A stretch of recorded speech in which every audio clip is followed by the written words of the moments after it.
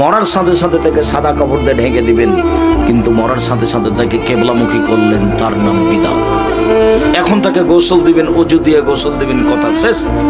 এখন আপনি গোসল দেওয়ার পূর্বে নখ কাটলেন, গোপ ছোট করলেন, তো তোমার মায়া তখন কোথায় গেছিল?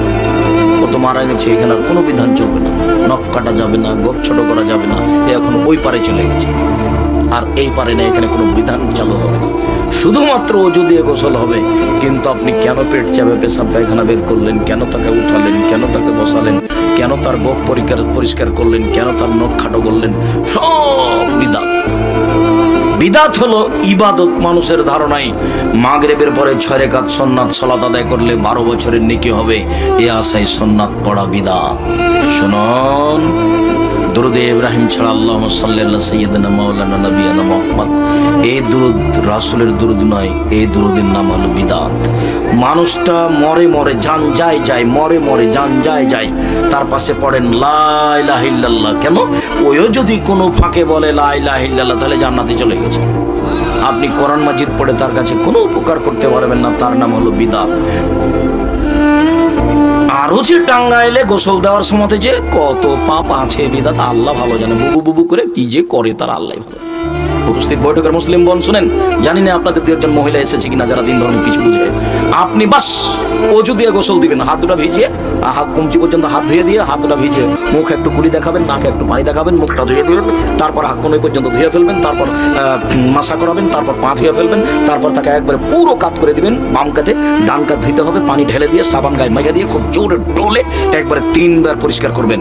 ধুয়ে পরিষ্কার করে দিয়ে গাও মুছে দিয়ে 3টা কাপড় বিছিয়ে দিয়ে লাশ উঠিয়ে দিয়ে ডানেরটা বাম উঠিয়ে দিতে হবে, আগে কাপড়টা বামের দিকে উঠিয়ে দিতে হবে, এরপরে জানা যায়। গোসলের সময় এই বলিও বুবু, সেই বলিও বুবু, এই করো বুবু, সেই করো বুবু, সব হারাম, সবই বেদাত। এখন লাশ নিয়ে যেতে হবে, তো কাঁধ পরিবর্তন করতে হবে, 3 বার নামাতে হবে, সব হারাম, সব বেদাত। কেউ আগে যেতে পাবে না, কেউ আগে বসতে পাবে না, সব বেদাত। এবার লাশটা ঢোকাতে হবে যেদিকে পা থাকে সেদিক থেকে। তাহলে কোন দিক থেকে ঢোকাতে হবে? দক্ষিণ দিক থেকে। আমাদের দিকে যে পশ্চিম দিক থেকে সুবিধা মতো ঢুকিয়ে দেয়, সুবিধা মতো ঢুকিয়ে দেয়, এখন কি করবো বলেন? সব বিদআত। একবারে পা থেকে দক্ষিণ দিক থেকে ঢোকাতে হবে। দক্ষিণ দিকে ঢোকানোর সময় বলতে হবে বিসমিল্লাহি ওয়া আলা মিল্লাতি রাসূলিল্লাহ। এরপর পুরো ডান কাতে লাগিয়ে দিতে হবে, পুরো একবারে পুরো অলের সাথে লাগিয়ে দিয়ে ডান কাতে, মুখখান ডান দিকে করে দেবো, ঠিক আছে। আমরা তোর বুকের উপর হাত বেঁধে দেয়, নামাজি এই পাশে হাত রাখতে হবে, এখানে নয়, এর উদ্দেশ্য খারাপ। 3 অঞ্জলি মাটি দিবে দাঁড়ানো অবস্থায়, বিসমিল্লাহ বলে, বিনা কালাক নাকম চলবে না, বিসমিল্লাহ। দাঁড়ানো অবস্থায় এভাবে বাঁকা হয়ে 3 জলি মাটি দিবে। অনেক মানুষ তাই এক ডালিতে মাটি না সবাইকে 6 নিয়ে দিল, নাউজুবিল্লাহ, এর নাম বিদআত। কত কি যে করলো, পাশ থেকে বলে দিল যে বলেন, উত্তর বলেন, মান রব্বুকা, রব্বি আল্লাহ। মৌলানা সাহেব বলে দিয়েছেন পাশ থেকে উত্তর। তারপরে আপনার পানি ছিটে, যদি ধুলা উঠে তাহলে পানি ছিটাবেন, তাছাড়া ছিটাতে পাবেন না। তারপরে খেজুরের ডাল পুঁতে দিতে পাবেন না, ওই হাদিস সাময়িক ব্যাপার, ওইটা সুন্নাত নয়। এরপরে চতুর্দিকে দাঁড়িয়ে দোয়া করতে পাবেন না। যে বাড়িতে মরা মরেছে সেই বাড়িতে 3 দিন কোনো খাওয়ার ব্যবস্থা হবে না। এখন আগে মিষ্টি কিনে নিয়ে আসে, জানাজা পড়ার বাড়িতে সবাই মিষ্টি খেয়ে যাচ্ছে, 3 দিন যাবত এই বাড়িতে খানা পানি রান্না হবে না বলে, যারা ঢাকা থেকে এসেছে যারা টাঙ্গাইলে হোটেল এসে এখানে খাবে না। কেমন দেখায় মেহমান মানুষ।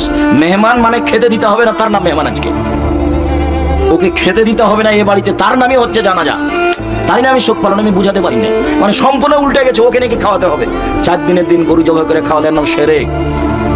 গরু জবাই করে যে খাওয়ালেন, তো যেটা করলেন সেটা তো বাপের নেকির জন্য করলেন, যেটা ওর নাম সাদকা।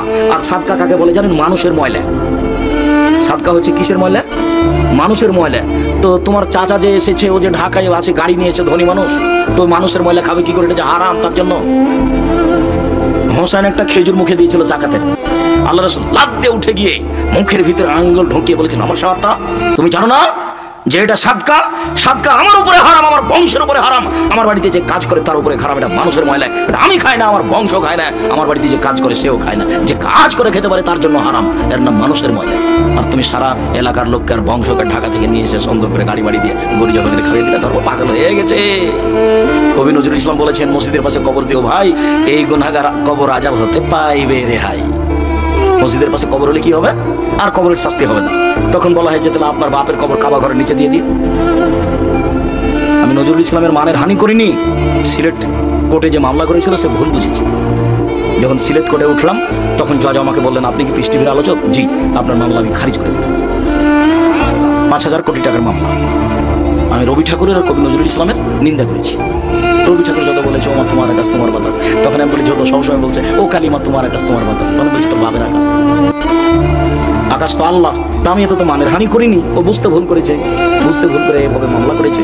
তো যাই হোক মামলা করেছে, মামলা টিকে নিয়ে আল্লাহ তুমি মাফ করো। এদেশের মাটিতে শিরক পরিপূর্ণ আছে, সাবধান। শিরক ছাড়া যে কোনো পাপ নিয়ে বিচারের মাঠে উপস্থিত হলে ক্ষমা পাওয়া যাবে ইনশাআল্লাহ। সম্মানিত দিনী ভাই বোন, আলোচনার শেষে চলে আসলাম। আমার মনে বড় সাত, দেখি কোনটা? জেনা। জেনা ছাড়া পৃথিবীতে আর কোনো এমন কাজ নেই যেটাকে প্রমাণ করার জন্য কি লাগে?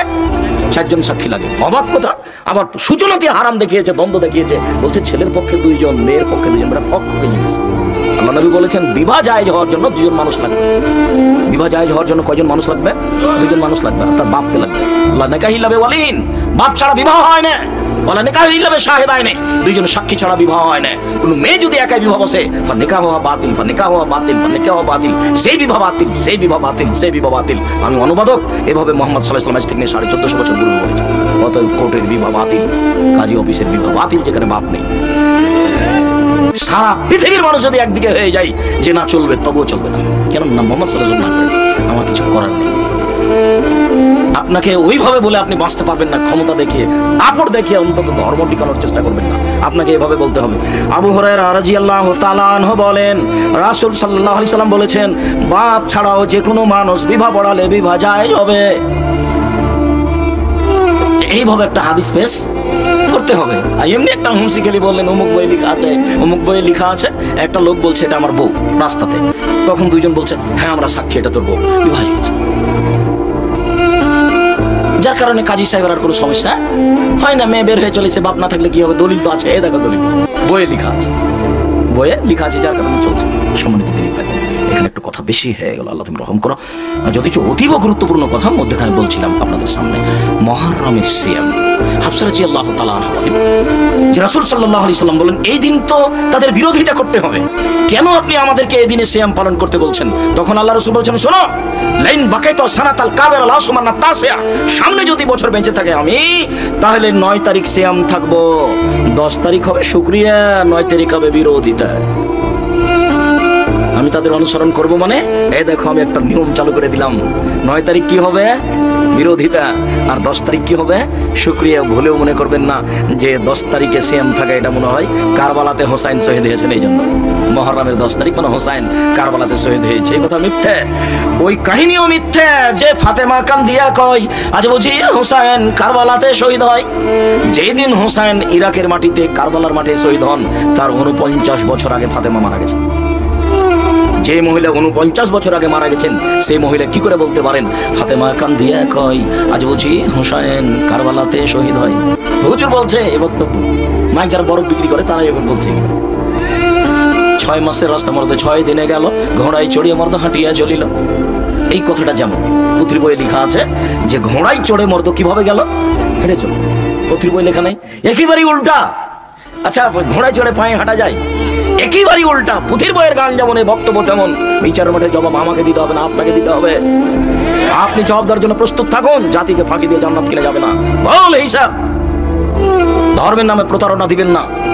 এমনি ইবাদত করেন, আরো কিছু করেন, সেটার জন্য জবাব আপনি দিন। জাতিকে ফাঁকি দিয়ে পরকাল হারায়েন না। জুব্বা দিয়ে বিচার মাঠে টিকা যাবে না। একটা কথা যদি মুখ দিয়ে যেটা বের করেছেন, সেটা যদি রাসূলের না হয়, ফলাফল জাহান্নাম হবেই। বুখারী মুসলিম। সম্মানিত দিনী ভাই বোন, হাফসা রাদিয়াল্লাহু তাআলা আনহা বলেন 4টে জিনিস আল্লাহ রাসূল কখনো ছাড়তেন না। 1 সোম আশুরা, মুহররমের 10 তারিখে সিয়াম। আল আসরে, যুলহিজ্জার 1 থেকে 9 পর্যন্ত সিয়াম। সালাসাত আইয়ামিন মিন কুল্লি শাহর, প্রত্যেক মাসের 3 দিন সিয়াম। ওয়া রাকাতাল ফজরে, ফজরের 2 রাকাত সুন্নাত। মনে থাকবে না মনে হয়? 1 মুহররমের 10 তারিখে সিয়াম। 2 যুলহিজ্জার 1 থেকে 9 পর্যন্ত সিয়াম। অতি আরাফা চলে এসেছে। 3 প্রত্যেক মাসে 3 দিন সিয়াম। 4 ফজরের 2 রাকাত সুন্নাত। আল্লাহ রাসূল বাড়িতে পড়তেন, বাইরে পড়তেন। সম্মানিত দিনী ভাই বোন, রাসূল সাল্লাল্লাহু আলাইহি সাল্লাম বলেন সিয়ামে আশুরা আহতাসিবু আলাল্লাহি ওয়া ইউকাফিরা সানাতাল্লাতী ক্বাবলাহু। আমি আশা করছি কেউ যদি মুহররমের 2 দিন সিয়াম থাকে, তাহলে তার বিগত 1 বছরের পাপ ক্ষমা হবে। হাদিস বুখারী মুসলিম। তিনি পরের বাক্যে বলেন সিয়ামে ইয়ামে আরাফা আহতাসিবু আলাল্লাহি ওয়া ইউকাফিরা সানাতাল্লাতী ক্বাবলাহু ওয়া সানাতাল্লাতী বাদাহু। আমি আশাবাদী মানুষ যদি আরাফার 1 দিন সিয়াম থাকে, তাহলে আগে পরে 2 বছরের পাপ ক্ষমা হবে। আরাফার সিয়াম থাকলে আগে পরে 2 বছরের পাপ ক্ষমা হবে আরাফার একদিন। আবু হুরায়রা রাদিয়াল্লাহু তাআলা আনহু বলেন, রাসূল সাল্লাল্লাহু আলাইহি সাল্লাম বলেছেন, সালাসাতু আইয়ামিন মিন কুল্লি শাহরিন হাযা কাইমুস সাহার কুল্লি। কেউ যদি প্রত্যেক মাসে 3 দিন সিয়াম থাকে, সারা বছর সিয়াম পালন করে জানে কি হবে তাই হবে। 13, 14, 15 প্রত্যেক মাসে চন্দ্র অনুযায়ী 13, 14, 15, যদি 19-20 হয় কোনো সমস্যা নেই। আগে পিছে হয়ে যায় যদি কোনো সমস্যা নেই, 17, 18 হয়ে গেছে কোনো সমস্যা নেই। তবে 13, 14, 15 এটা যেন ঠিক থাকে, এটা চেষ্টা করতে হবে 3 দিন। আবু আইয়ুব আনসারী রাদিয়াল্লাহু তাআলা আনহু বলেন, রাসূল সাল্লাল্লাহু আলাইহি সাল্লাম বলেছেন, মান সামা রমাজানা সুমা আতবাহু সিত্তান মিন শাওয়াল কানা কাসিয়ামিদ দাহরি কুল্লি। কেউ যদি রমজান মাসের সিয়াম থাকে আর শাওয়ালের 6 দিন সিয়াম থাকে, তাহলে সারা বছর সিয়াম পালনের নেকি পাবে। উপস্থিত বৈঠকের দিনে মুসলিম ভাই বোন, মহিলা বৈঠকে বা হুজুর বলেছেন যে হায়েজের কারণে যে সিয়াম রোজাগুলি মহিলার ছুটে গেছে ওগুলো আগে করতে হবে, কেননা এটা হলো ফরজ, আর শাওয়ালেরটা নফল, এটা পরে করতে হবে। এই কথাটা মিথ্যা, ভুল হয়েছে। কেননা মহিলার হায়েজের কারণে যে সিয়ামগুলি ছুটে গেছে, এই সিয়ামগুলি করার ব্যাপারে আল্লাহর নবী সারা জীবন অনুমতি দিয়েছেন। আয়েশা রাদিয়াল্লাহু তাআলা আনহা বলেন, আমার যে হায়েজের কারণে রমজানের রোজা ছুটে যেত, এটা আমি করতাম না। আবার যখন শাবান আসতো তখন আল্লাহ রাসূল বেশি বেশি থাকতেন সিয়াম, পরই ফাঁকে আমার ছুটে যাওয়াগুলো করে নিতাম। তাহলে কতদিন পরে গিয়ে করলেন? 10-11 বছর, প্রায় বছর পরে। আর মহিলা বৈঠকে আর হুজুর বললেন যে আগে এটা সুন্নাত, পরে আগে করো। আমরা ধর্মকে পাগল পাই নিচ্ছে, রাসূল সাল্লাল্লাহু আলাইহি ওয়াসাল্লামের কথার দাম নেই। শাওয়ালের 6টা শাওয়ালেই হতে হবে, ধারাবাহিক হওয়াই ঠিক। একদিন করতে হবে, একদিন ছাড়তে হবে, সব অহেতুক কথা। চেষ্টা করুক শাওয়ালের 6টা ধারাবাহিক করা। রাসূল সাল্লাল্লাহু আলাইহি সাল্লাম যা বললেন তাতে বললেন যে রমজানের পরে যদি মানুষ শাওয়াল মাসে 6টা সিয়াম থাকে, তাহলে তার নেকি হবে কি সারা বছরই সিয়াম ছিল। তো বিশাল পাওয়া। কেন যে আমি আর আপনি পারি না। চলে আসি আবার বৃহস্পতিবার, সোমবার। আয়েশা রাদিয়াল্লাহু তাআলা আনহা বলেন, কান রাসূলুল্লাহ সাল্লাল্লাহু আলাইহি ওয়াসাল্লাম ইয়াসুম ইয়াউমুল খামিস ওয়াল ইসনাইন। আল্লাহর নবী বৃহস্পতিবার আর সোমবার সিয়াম পালন করতেন। তিনি বলেন, ইরফা আমাল ইবনে আদম ইয়াউমুল খামিস ওয়াল ইসনাইন ওয়া আনা উহিব্বু আন ইউরাজা আমালি ওয়া আনা সাইম। আদমের ছেলেমেয়ের সাপ্তাহিক রিপোর্ট পেশ করা হয় বৃহস্পতিবার আর সোমবার। আল্লাহর কাছে আদমের ছেলেমেয়ের আমাদের পাপ নেকি আল্লাহর কাছে পেশ করা হয় কোন কোন বারে? বৃহস্পতিবার আর সোমবার, সাপ্তাহিক রিপোর্ট। তো আল্লাহ নবী বলছেন যে আমার মন চাই, আমি ভালোবাসি যে আমার রিপোর্টটা পেশ করার সময় দেখুক আল্লাহ যে আমি সিয়াম আছি, দেখো আমি সিয়াম আছি, দেখো।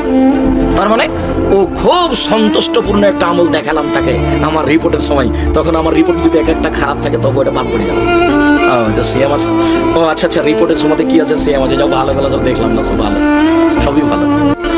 তো আমি রিপোর্টের সময় ভালো রিপোর্টের আশায় সাপ্তাহিক সিয়াম বৃহস্পতিবার সোমবার থাকে। কেন যে আপনি থাকেন না মুরব্বী, আমি বুঝতে পারি না আপনার যে কি সমস্যা। খেয়েই তো মরলাম, না খেয়েই তো মরতাম, খেয়ে তো দেখলাম সবকিছু হয়ে গেল, পেট মোটা হয়ে গেল, কত কি হলো, আর অসুখ বিসুখের শেষ নেই। শাবানের সিয়াম, এবার আমরা কাছাকাছি চলে এসেছি। আয়েশা রাদিয়াল্লাহু তাআলা আনহা বলেন, কানা ইয়াসুমু শাবানা কুল্লাহু।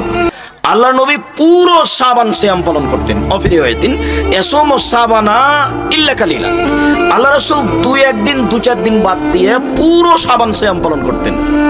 উম্মু সালমা রাদিয়াল্লাহু তাআলা আনহা বলেন, তার স্ত্রী সম্মানী মহিলা, লা ইয়াসুমু শাহরাইন মুতাতাবিআইন ইল্লা শাবান আর রমাজান। আল্লাহর নবী শাবান আর রমাজান ছাড়া পরস্পর 2 মাস সিয়াম পালন করতেন না। পরস্পর ধারাবাহিক 2 মাস সিয়াম পালন করতেন। কোন কোন মাস? শাবান আর রমাজান। আজকে শাবানের কত তারিখ? 27 শাবান, আজ 9 তারিখ। মানে আজ সাবানের কয় এটাই জানছি না, অথচ আল্লাহ রাসূল বলছেন দেখো রমজানের প্রস্তুতির জন্য সাবানকে গুনে রাখো, হিসাব নিকাশ ঠিক রাখো, রাখতে যদি দেখো যে সাবানের শেষ দিন আকাশ মেঘাচ্ছন্ন, চাঁদ তো দেখা যাবে না, তাহলে কি করতে হবে? তাহলে সাবান 30 করে নাও, যা হবে ওদিকে যা হোক। সাবানকে কি করে নাও? 30 করে নাও। তারপরে শুরু করো রমজান, শেষে কমলে কমুক, কিন্তু সাবান যেন গণনায় ঠিক থাকে। আচ্ছা, আল্লাহ রসুল যে এত কথা বললেন, তা আপনার কাছে একটু দাম থাকলো না? খালি আসলেন আর হইচই করে বাদাম খেয়ে চলে গেলেন। যে এখন আপনার ছেলেটা ঘুরছে, ও কত বড় বেয়াদব দেখেন, গল্প করছে এটা আপনারই ছেলে। আপনি কি মনে করছেন কোনো অমুসলিম হিন্দুর ছেলে এখানে চলে এসেছে এই মুহূর্তে? না, আসতেও পারে, কেননা আমি হিন্দুকে বক্তব্য দেওয়ার সময় আসতে বলেছি। আমি তারও কিছু না কিছু উপকার করবো ইনশাআল্লাহ। আর আমি শিষ্টাচারে উপকার করব। ও দুনিয়াবি দান করুক, তাহলে তার অর্থ সম্পদ বেশি হয়ে যাবে, নিরাপত্তাই থাকবে, এটা বেশি হয়ে যাবে। হিন্দু মানুষ হলে পরকালে সে কিছু পাবে না, কেননা লা ইলাহা ইল্লাল্লাহ দিয়ে শুরু হয় পরকাল। কি দিয়ে শুরু হয়? লা ইলাহা ইল্লাল্লাহ ওয়া আন্না মুহাম্মাদুর রাসূলুল্লাহ, এই দিয়ে পরকাল শুরু হলো। যতক্ষণ পর্যন্ত এটা মুখে উচ্চারণ না আসবে, ততক্ষণ পর্যন্ত পরকালের কোনো কিছু শুরু হবে না। কাউন্টারে হিসাব নিকাশ আসবে এইটা দিয়ে, ভালো মন্দ এইটা দিয়ে হবে। যখন এটা হয়নি, তখন ও কিছুই না, খাতা নাই, কলম নাই, হিসাব নাই, বিচার মাঠে ওজন পাপ নাকি নাই, কিছুই নাই। মরলে ওকে জ্বালিয়ে মাটিতে পুঁতে দাও, ও চলে গেছে জাহান্নামে। আমি ভেবেছি যে ও চলে গেছে স্বর্গে, কিন্তু আল্লাহ রাসূল বললেন চলে গেছে জাহান্নামে। আলী বলছেন, আল্লাহর নবী, জি আপনার চাচা আবু তালেব মারা গেছে। হ্যাঁ, আবু তালেব মারা গেছে, আমি চেষ্টা করেছিলাম তাকে কালেমা পড়ানো, সে স্বীকৃতি দেয়নি। যাও আলী, তুমি তাকে মাটিতে পুঁতে দিয়ে আসো। কোনো ভালোবাসা দেখাতে পারলেন না মুহাম্মদ সাল্লাল্লাহু আলাইহি সাল্লাম, যার কাছে সারা জীবন থাকলেন, যার আশ্রয়ে সারা জীবন থাকলেন, যার ছায়াতলে সারা জীবন থাকলেন, তার 10 পয়সা 5 পয়সা 2 পয়সা উপকার করতে পারলেন না। যাও আবু তালেবকে মাটিতে পুঁতে দিয়ে আসো। তার নামে জানা নেই, কাফন দাফন নেই, তার নামে কোনো কথা নেই, তার নামে কোনো ক্ষমা নেই। আমি তার পাশে বসে বলেছিলাম, আপনি লা ইলাহা ইল্লাল্লাহ বলেন, বিচারের মাঠে কি করা লাগে সেটা আমি দেখব। আবু জাহাল বলেছিল, শেষের কালে বদনাম ঘাড়ে নিয়েন না, জনগণ বলবে ও মরার কালে আরে ধর্ম পরিবর্তন করেছে, লোকটা এত বড় মানুষ, তারপরেও লোকটা পরিবর্তন হয়ে গেছে, মরার কালে ধর্ম ত্যাগ করেছে। তখন বলছেন, দেখো মুহাম্মদ, আমাকে বিরক্ত করো না, আমি মরার সময় ধর্ম ত্যাগ করতে পারবো না। অথচ আল্লাহ রাসূল বলেছিলেন, খালি মুখে বলেন, খালি লা ইলাহা ইল্লাল্লাহ বলেন, বিচার মাঠে কি করা লাগে সেটা আমি দেখবো। বিচারের মাঠে তর্ক বিতর্ক আমি আপনার পক্ষ থেকে করবো, কিন্তু আমার একটা পথ থাকতে হবে। আমি পথই পেলাম না, তো আমি আপনার উপকার করবো কি দিয়ে? যে আব্দুর রাজ্জাক সাহেব বলেছেন যে মুহাম্মদ সাল্লাল্লাহু আলাইহি ওয়াসাল্লামের বাপ মা জান্নাতে যাবে না, সে নিয়ে যে কত কথা নেটে দেখা যায়, একদিন একটু বিবেচনা করেও দেখে না যে আব্দুর রাজ্জাক সাহেব যে কথাটা বললেন, তো কথাটার ভিত্তি কি? আমি বলিনি এই কথা, এই কথা মুহাম্মদ সাল্লাল্লাহু আলাইহি ওয়াসাল্লাম বলেছেন। আমার কিছু করার নাই। তিনি বলছেন, আমি আল্লাহকে বললাম, আল্লাহ আমার মায়ের কবর জিয়ারত করতে চাচ্ছি, আমার মায়ের জন্য ক্ষমা চাওয়ার পথ তোমার কাছে অনুমতি চাচ্ছি, আমার মায়ের জন্য ক্ষমা চাইবো। তখন আল্লাহ বললেন, না, তোমার মায়ের জন্য তুমি ক্ষমা চাইতে পারো না। কেন? তোমার মা ওই বাক্য দিয়ে মরেনি। কোন বাক্য? লা ইলাহা ইল্লাল্লাহ। তোমার মা এই বাক্য দিয়ে মরেনি। তাহলে আমার মায়ের কবর দেখতে যেতে চাচ্ছি। হ্যাঁ, তোমার মায়ের কবর দেখতে যেতে পারো, কিন্তু ওখানে গিয়ে বলতে পারো না যে আমার মাকে ক্ষমা করো। তার মানে ওই পথ নেই। ওই পথ শুরু হবে কি দিয়ে? লা ইলাহা ইল্লাল্লাহ ওয়া আন্না মুহাম্মাদুর রাসূলুল্লাহ, আশহাদু আল্লা ইলাহা ইল্লাল্লাহ ওয়া আশহাদু আন্না মুহাম্মাদুর রাসূলুল্লাহ। আমি সাক্ষ্য দিচ্ছি আল্লাহ ছাড়া কোনো মাবুদ নাই, আমি সাক্ষ্য দিচ্ছি মুহাম্মদ আল্লাহর রাসূল। শাবানের শেষ কথা। উসামা ইবনে যায়েদ রাদিয়াল্লাহু তাআলা আনহু বলেন যে আমি আল্লাহ রাসূলকে বললাম, লাম আরাকা তাসুমু ফি শাহরিন মিনাশ শুহুরি মা তাসুমু ফি শাবান। আল্লাহর নবী, শাবান মাসে আপনি যত যত সিয়াম পালন করেন, তত সিয়াম তো অন্য মাসে পালন করেন না, এইটা কেন আল্লাহ রাসূল বলেন তো? আচ্ছা, আপনি শাবান মাসে এত বেশি সিয়াম পালন করেন কেন? জিজ্ঞাসা কি বোঝা গেল? ওসামা ইবনে যায়েদ আল্লাহর নবীকে জিজ্ঞাসা করেছিলেন যে আপনি শাবান মাসে এত বেশি সিয়াম পালন করেন কেন? জিজ্ঞাসা কি মনে থাকবে? এবার উত্তর দেখি কি আসছে। এবার কি উত্তর আসছে? হ্যাঁ, 15ই শাবানে সিয়াম পালন করো, সব ঠিক হয়ে যাবে। এই কথা আসছে নাকি? দেখি উত্তরে কি আসছে। উত্তরে মুহাম্মদ সাল্লাল্লাহু আলাইহি সাল্লাম বলেন, যাকা শাহরুন বাইনা রাজব ওয়া রমাজান। এই মাসটি হচ্ছে রজব ও রমাজানের মাসে। এই মাসটি এমন মাস যা হচ্ছে রজব ও রমাজানের মাঝে। এই মাসটি এমন মাস যা হচ্ছে রজব ও রমাজানের মাঝে। এক ফলন না সফিয়ে, মানুষ তাতে গাফেল থাকে, মানুষ তাতে গাফেল থাকে। মনে রেখো, যাকা শাহরুন, এটা এমন একটা মাস। তুরফাউল আমাল ইলা রাব্বিল আলামিন। বাৎসরিক রিপোর্ট এই মাসে পেশ করা হয়। বাৎসরিক রিপোর্ট এই মাসে পেশ করা হয়। ওয়ানা উহিব্বু, আমি ভালোবাসি, আইরফা আমালি ওয়ানা সায়েম, আমার রিপোর্ট বাৎসরিক পেশ করার সময়তে আমি সিয়াম আছি এটা দেখুক। এই জন্য আমি এই মাসে বেশি বেশি সিয়াম থাকি। আমি যদি বুঝাতে না পারি, আমি অক্ষম, আমি অনুবাদক, আম গাছে জাম ধরতে পারে, ধরে না। অমাবস্যার রাতে চাঁদ উঠতে পারে, উঠে না। শুঁয়ের ছিদ্রতে লাঙলের ফল ঢুকতে পারে, ঢোকে না। শুঁয়ের ছিদ্রতে লাঙলের ফল ঢুকে যেতে পারে, আম গাছে জাম ধরে যেতে পারে, অমাবস্যার রাতে চাঁদ উঠে যেতে পারে, এগুলো ঘটে যেতে পারে। আমি যা বললাম এতে সন্দেহ আছে বলে কিয়ামত পর্যন্ত চেষ্টা করলে সরিষা ঢোকানো যাবে না। যা বলছি তাই থাকবে ইনশাআল্লাহ। মুহাম্মদ সাল্লাল্লাহু আলাইহি ওয়াসাল্লাম বললেন, বাৎসরিক রিপোর্ট ধরার জন্য বেশি বেশি সিয়াম থাকি। মনে থাকবে না? বিবরণে বোঝা যাচ্ছে যে তার নির্ধারিত কোনো দিন জানা ছিল না, যে রিপোর্টের দিন কবে। যেমন সোমবার আর বৃহস্পতিবার জানতেন, কিন্তু বাৎসরিক রিপোর্টের দিন তার জানা ছিল না, যার কারণে তিনি পুরো শাবান সিয়াম পালন করতেন খালি ধরার জন্য, খালি ধরার তারে, খালি ধরার তারে। আমরা কিভাবে ভারত, বাংলাদেশ, পাকিস্তানের আলেম ওলামা জেনে নিলেন সেদিন 15ই শাবান। তাই তারা কলকারখানা, অফিস আদালত, কোর্ট কাছারি, শিক্ষা প্রতিষ্ঠান সবকিছু বন্ধ করে রাতে গোসল করে আতর গোলাপ মেখে দিনে সিয়াম থাকে, রোজা থাকে। এর জব আমি আব্দুল রাজ্জাক বিন ইউসুফ 90 সাল থেকে আমি ফতোয়া লিখছি কলমে তদন্ত করে।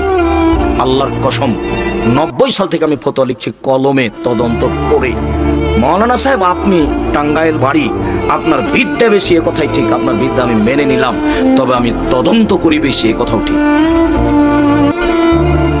আপনি তো তদন্ত করতে বসলে খালি এরকম এরকম করেন, আমি এরকম করি না। আমি বলি যে রাসূল সাল্লাল্লাহু আলাইহি সাল্লাম কি বলেছেন সেটা আমার দেখার প্রয়োজন। তাতে আমি দেখলাম যে রাসূলকে জিজ্ঞাসা করা হলো কেন বেশি সিয়াম থাকেন, তো উত্তরে তিনি বললেন রিপোর্ট ধরার জন্য বেশি সিয়াম থাকেন। মনে থাকবে না? মনে থাকবে। তো রিপোর্ট যদি একদিন হয় বাৎসরিক রিপোর্ট, আর এটা যদি তিনি জানতেন, তাহলে কেন তিনি বেশি বেশি সিয়াম থাকেন? না, বুঝাতে পারলাম। স্পষ্ট হয়েছে কি? অতএব 15ই শাবানে সিয়াম থাকার কৌশল বাদ দিয়ে শাবান মাসে বেশি বেশি সিয়াম থাকেন। এমনিতেই সিয়াম ইবাদতের জগতে ব্যতিক্রম, এটা মনে থাকবে না? মনে হয়। তো কেন আপনি সিয়াম পালন করছেন না? সিয়াম পালন করলে ওই যে ভিতরে মেশিন আছে ভাতকে গলিয়ে দেওয়ার, ওটা একটু থাকবে, নিরাপদে থাকবে, শান্তি পাবে কিছুক্ষণ। আর খালি খাচ্ছেন আর খাচ্ছেন, তো অকেজ হয়ে যাবে, তখন বদহজম, টিকতে পারবে না। ওটার ভিতরে মেশিন নাই, এমন একটা তরল পদার্থ পানি আছে, ওটাকে গলিয়ে দেয়। খাওয়া যদি বেশি হয়, ওটা পানি যদি কমে যায়, তখন আর হজম হবে না। ওকে পানি দিয়ে মিশিয়ে দেওয়া হয়, শরীরের ভিতরে এমন পানি বের হয়ে আসে যে ভাত, গোস্ত, মাছ যা কিছু খেয়েছে তাকে একেবারে মিশিয়ে একাকার করে দেয়। তো যদি পানি কমে যায়, খাদ্য বেশি হয়, তাহলে কি হবে? এই জিনিসটাকে কোনো কোনো সময় যদি একেবারে ঠান্ডা রাখতে চান, কোনো কাজ করে না যেন, তাহলে কি করতে হবে? সিয়াম থাকতে হবে। তাহলে এটা মজবুত থাকবে, অনেক বেশিও নাকি হবে, মজবুত থাকবে। শরীর বেশি হয়ে যাচ্ছে, ভড়ি মোটা হয়ে যাচ্ছে, আপনারা যাচ্ছেন কি করতে হবে? প্রতি মাসে 3 দিন সিয়াম থাকেন, ঠিক হয়ে যাবে। তাও যে ঠিক হচ্ছে না, তাহলে বৃহস্পতিবার সোমবারও থাকেন, তবুও যে ঠিক হচ্ছে না, তাহলে একদিন সিয়াম থাকেন, একদিন এমনি থাকেন। দাউদের সিয়াম থাকেন, সবচেয়ে ভালো সিয়াম। সবচেয়ে ভালো সিয়াম কার সিয়াম? দাউদ আলাইহিস সালামের সিয়াম। একদিন সিয়াম, একদিন এমনি। ইবাদতের জগতে সবচেয়ে দামি ইবাদত সিয়াম। 15ই শাবান সিয়াম থেকে শিরক বেদাত করে পরকাল হারায়েন না। পৃথিবীতে মাত্র 2টা পাপ আছে, যেই পাপের নিজস্ব ক্ষমতা আছে, অন্য কোনো পাপের নিজস্ব ক্ষমতা নেই। তার একটা পাপের নাম শিরক, আর একটা পাপের নাম বিদাত। দুটাই পাপ, কিন্তু দুটাই মানুষের ধারণায় নেকির কাজ। শিরকও মানুষের ধারণায় নেকির কাজ, আর বিদাতও মানুষের ধারণায় নেকির কাজ। মাগরিবের পরে 6 রাকাত সুন্নাত পড়ছে লোকটা, তো নেকির আশায় পড়ছে না, পাপের আশায় পড়ছে? নেকির আশায় পড়ছে। কবরে যে একটা দরগাতে যে একটা ছাগল দিয়ে দিল, তো এটাও একটা বাচ্চা পাওয়ার ভালোর আশাই করলো না খারাপের আশাই করলো? যখন গাড়িটা টাঙ্গাইল থেকে ছুটলো ঢাকা যাবে, তখন ড্রাইভার বারবার কন্ডাক্টরকে বলছে মাজার পেলে 10টা টাকা দিও ভাই। দেখো আমি বারবার বলছি মাজার পেলে 10টা টাকা দিও। তাহলে ড্রাইভার মনে করছে যে মাজারে 10টা টাকা দিয়ে দিলে আমার গাড়িটা অ্যাক্সিডেন্ট হবে না। তাহলে অথচ এটা শিরক। মানুষ শিরক করে নেকির আশায়, মানুষ বিদাত করে নেকির আশায়। মনে রাখেন, দুনিয়াতে 2টা পাপ আছে যার নিজস্ব ক্ষমতা আছে, অন্য কোনো পাপের নিজস্ব ক্ষমতা নেই। যেমন জেনা, জেনা একটা মহাপাপ, তার নিজস্ব কোনো ক্ষমতা নেই। যদি আপনি ক্ষমা চান মিটে যাবে, আর যদি ক্ষমা না চান তাহলে বিচারের মাঠে পাপের পাল্লায় উঠে যাবে।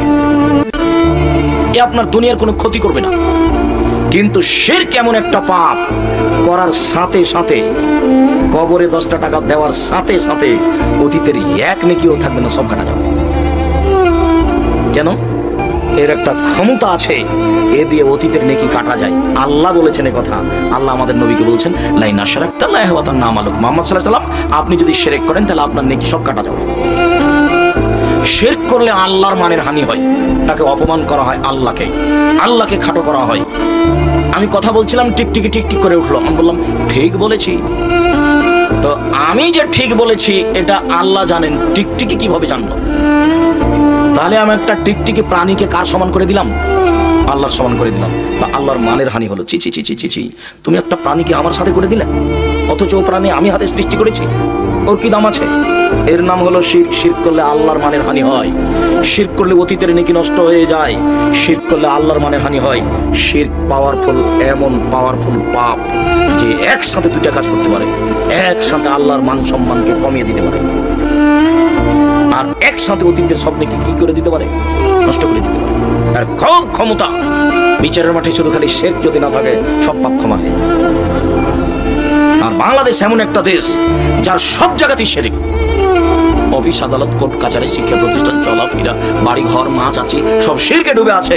এখানে আরো বেশি। এটা টাঙ্গাইল জেলার শেষ প্রান্ত, পাশে যমুনা। এই গ্রামের মাছ আছিরা সন্ধ্যা আসলে, সন্ধ্যা হওয়ার সাথে সাথে বাতি জ্বালায়। সন্ধ্যা হওয়ার সাথে সাথে কি করে? বাতি জ্বালায়। সন্ধ্যা হয়েছে বাতি জ্বালা, এটা হিন্দুদের কাজ।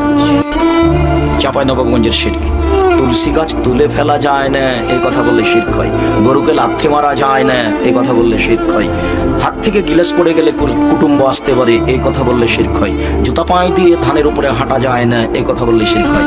পাটা যদি ভাতের পাতিলে লেগে যায় মা মন খারাপ করে, এমন কিছু মনে করলে শিরক হয়।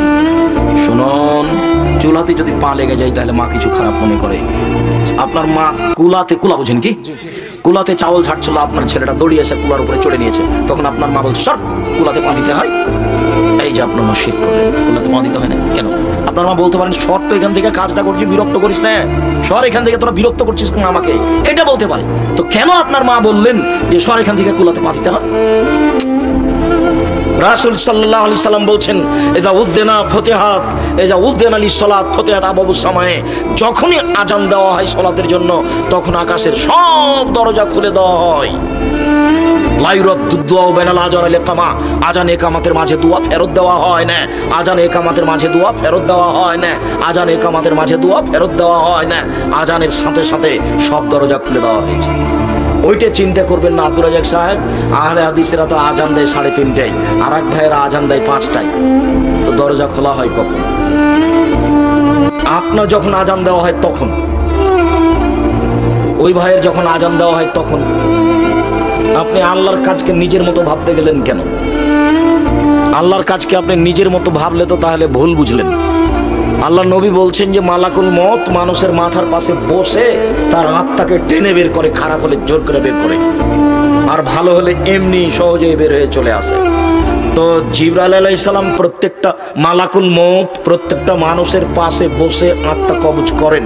তাহলে কত সময় লাগতে পারে? 5,000 মানুষের, 50,000 মানুষের, 50 লক্ষ মানুষের, তাহলে তো বহু সময় লাগবে। তাহলে তো এটা আপনি নিজের মতো ভেবে নিলেন। আল্লাহ যদি মালাকুল মউতকে বলেন, মালাকুল মউত সারা পৃথিবীতে যত মানুষ আছে এক মুহূর্তে মারতে হবে, সবার মাথার পাশে বসে মারতে পারবেন, তার নাম মালাকুল মউত। সম্মানিত দিনী ভাই বোন, আল্লাহর কাছে কিছু চাইতে হলে, আল্লাহর কাছে কিছু পেতে হলে, ইহকালের সুবিধা ভোগ করতে হলে, পরকালের সুবিধা ভোগ করতে হলে রাতে উঠেই তাকে কিছু বলতে হবে। জাবের রাদিয়াল্লাহু তাআলা আনহু বলেন, রাসূল সাল্লাল্লাহু আলাইহি সাল্লাম বলেছেন, ইন্না ফিল লাইলি লাসা, নিশ্চয় রাতে একটা সময় রয়েছে, লা ইউআফিকাহা রাজুলুন মুসলিম, যে কোনো মুসলিম পুরুষ, যে কোনো মুসলিম নারী সেই সময়টাতে উঠে ফায়াসআলুল্লাহ খায়রান মিন আমরিদ দুনিয়া ওয়াল আখিরা, ইহকাল বা পরকালের কল্যাণ চাই, ইহকালের পরকালের কল্যাণ চাই, ইল্লা আতাহু ইয়াহু, তাহলে আল্লাহ তাকে দিবেনি, দিবে। ওই সময়ও চাইলে যা চাচ্ছে কল্যাণ ইহকালের পরকালের আল্লাহ তাকে দিবেন। এই কথা মুহাম্মদ সাল্লাল্লাহু আলাইহি সাল্লাম বলেন। সময়টা কখন হতে পারে? একাধিক হাদিস দ্বারা বোঝা যাচ্ছে তা হবে রাত 12টার পরে। কেননা রাত 12টা পার হলেই আকাশের সব দরজা খুলে দেওয়া হয়। ঠিক যখন দিন দুপুর পার হয়, 12টা 5-10 হয়েছে, তখন আকাশের সব দরজা খুলে দেওয়া হয়। আপনি তাড়াহুড়া করে সুন্দর করে ওযু করে 4 রাকাত সালাত আদায় করে নেবেন ঠিক 12টার সময়, 12টা 5-10-এ। এই সুন্নাতটা কিন্তু জোহরের সুন্নাত নয়। এই 4 রাকাত সালাত আদায় করে নেবেন, রাত ভর তাহাজ্জুদ পড়ে যে নেকি হতো সে নেকি হয়ে যাবে। আর এখন যেটা চাইবেন সেটা দিয়ে দেওয়া হবে, যেটা চাইবেন সেটা দিয়ে দেওয়া হবে। কেন? এখন আকাশের সব দরজা খুলে দেওয়া হয়েছে। তার নাম আল্লাহর ক্ষমতা। আল্লাহকে মানুষকে দিয়ে কাজ নাই না ফেরেশতাকে দিয়ে কাজ নাই।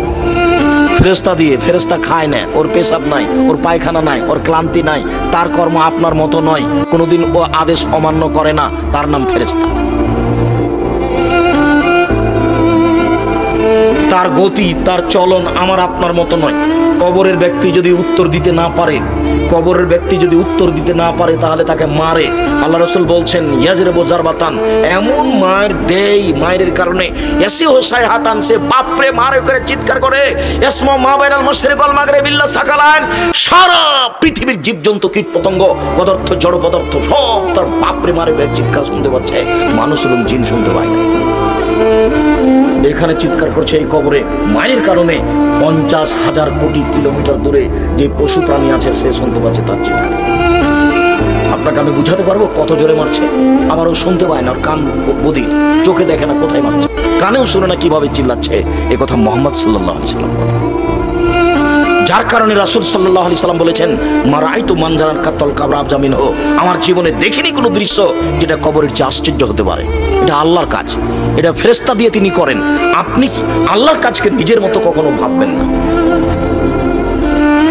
সময়টা রাত 12টার পরেই হতে পারে, তবে ওই হাদিসের ভিত্তিতে, বুখারী মুসলিমের এক হাদিসের ভিত্তিতে এনজেল রব্বনা তাআলা ইলা সামাইদ দুনিয়া হিনা আবকা সাল্লাল্লাহু আলাইহি আখিরা, রাতের 3 ভাগের 2 ভাগ যখন পার হয়ে যায়, 1 ভাগ বাকি থাকে, তখন আল্লাহ তাআলা সপ্তম আকাশ থেকে প্রথম আকাশে নেমে আসেন।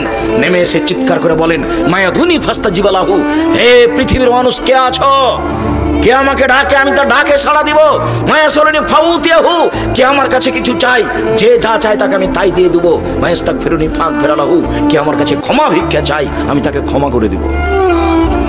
তাহলে এইটা রাত 2টার পরে হতে পারে, 2:30 3টার পরে হতে পারে। তবে আয়েশা রাদিয়াল্লাহু তাআলা আনহার ওই হাদিসে বোঝা যাচ্ছে, আয়েশা রাদিয়াল্লাহু তাআলা আনহা বলেন কানান নবী সাল্লাল্লাহু আলাইহি সাল্লাম ইসাল্লি মিন বাইনা ইয়াফরুগু মিন সালাতিল ইশা ইলাল ফাজরে 11 রাকা, আল্লাহর নবী এশার সালাতের পর থেকে নিয়ে ফজরের সালাত পর্যন্ত 11 রাকাত সালাত আদায় করতেন। 11 রাকাত। ইসাল্লিমু মিন কুল্লি রাকাতাইনি, প্রত্যেক 2 রাকাতের পরে সালাম ফিরতেন। তবে তার সালাতটা শুরু হতো এশার পর থেকে নিয়ে ফজর পর্যন্ত সময়ে, কোনোদিন 1টার পরে, 2টার পরে, 3টার পরে, কোনোদিন 12টার পরে।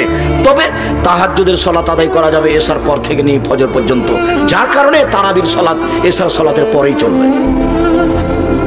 তবে তারাবির সালাত উত্তম হবে রাত 12টা, 1টা, 2টার পরে পড়া, কিন্তু জায়েজ এশার সালাতের পরেও পড়া। কেন?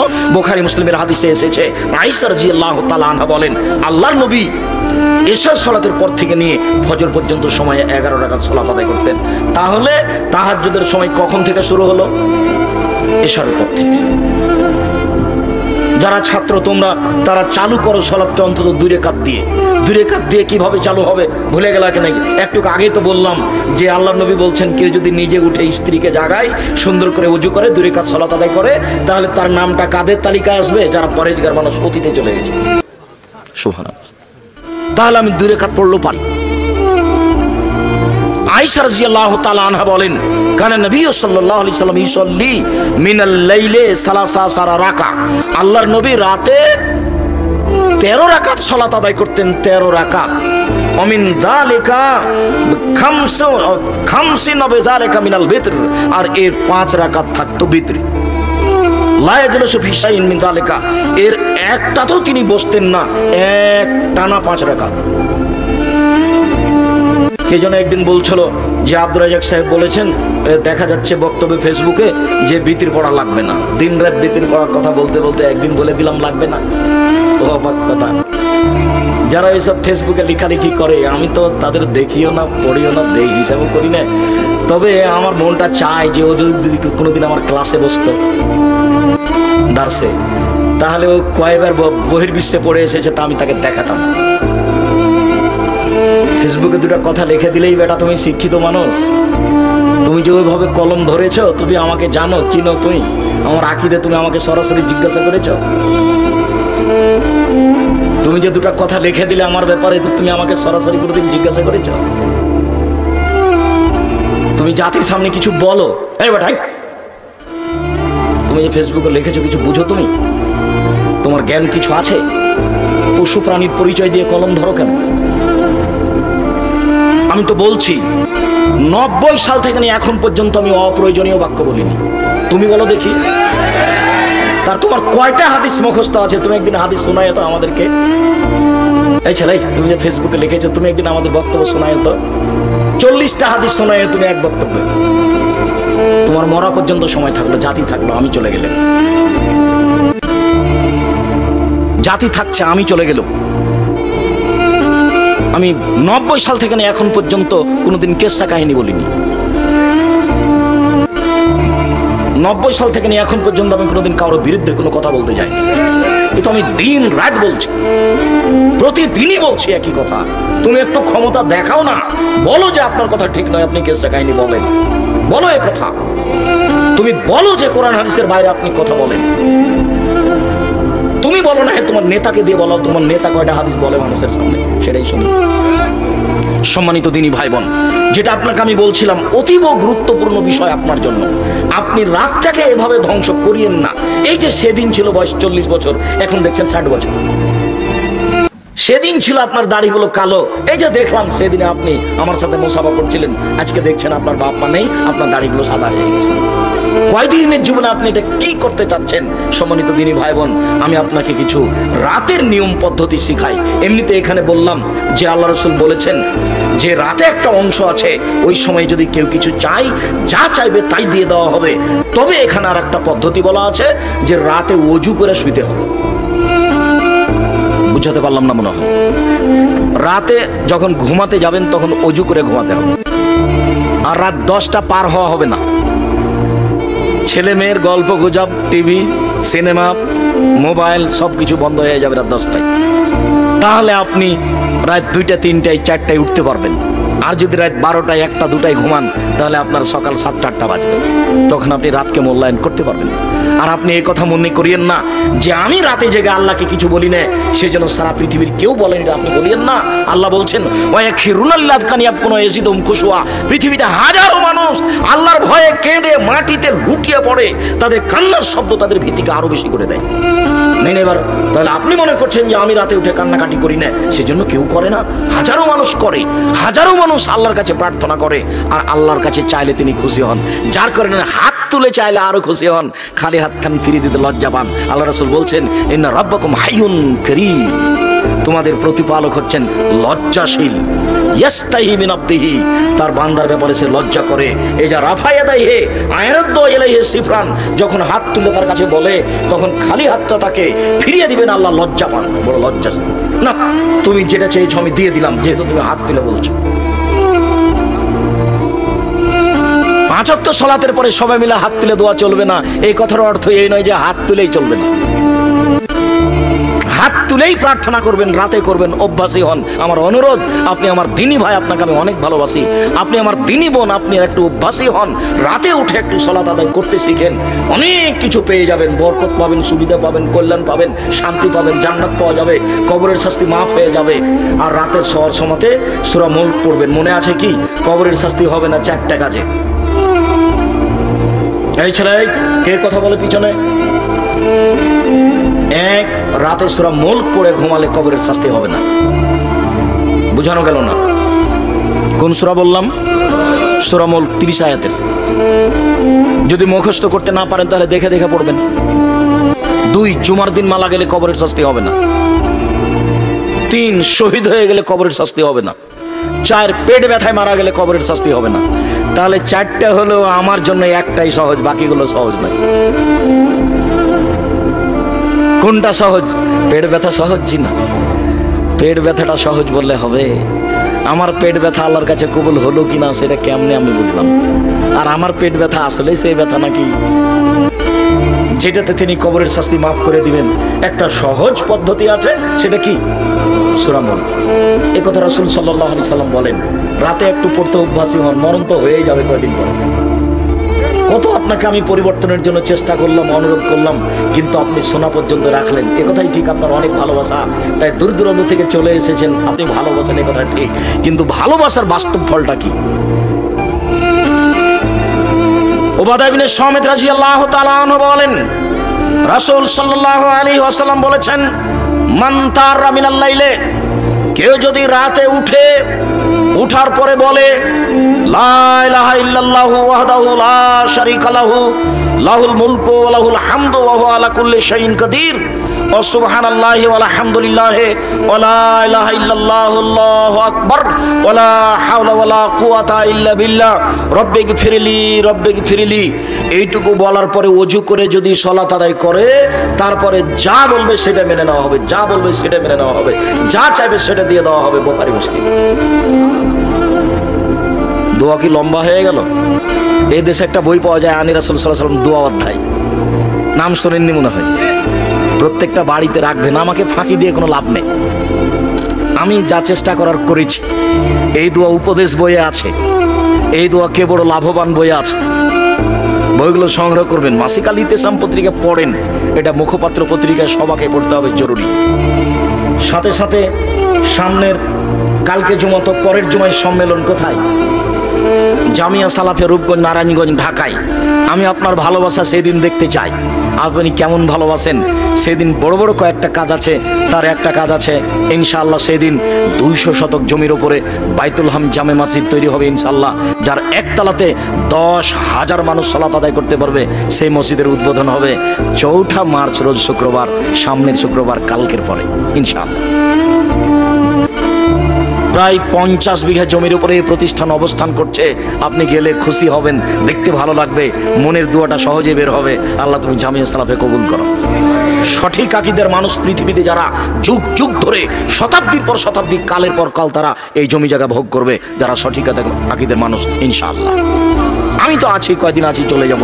এরপরে তো শতাব্দীর পর শতাব্দী মানুষ আসবে এই ঢাকার একটা কেন্দ্রীয় জায়গাতে, এই বিশাল ভূখণ্ড আহলে হাদিস ভোগ করবে ইনশাআল্লাহ। সঠিক আকীদার মানুষ ভোগ করবে ইনশাআল্লাহ। সম্মানিত দিনী ভাই বোন, আপনি এই দোয়া পড়তে পারেন। এছাড়াও যদি আপনি মনে করেন যে না এটা লম্বা হচ্ছে, তাহলে আপনি সূরা আলে ইমরানের শেষ রুকুর প্রথম 5 আয়াত পড়বেন।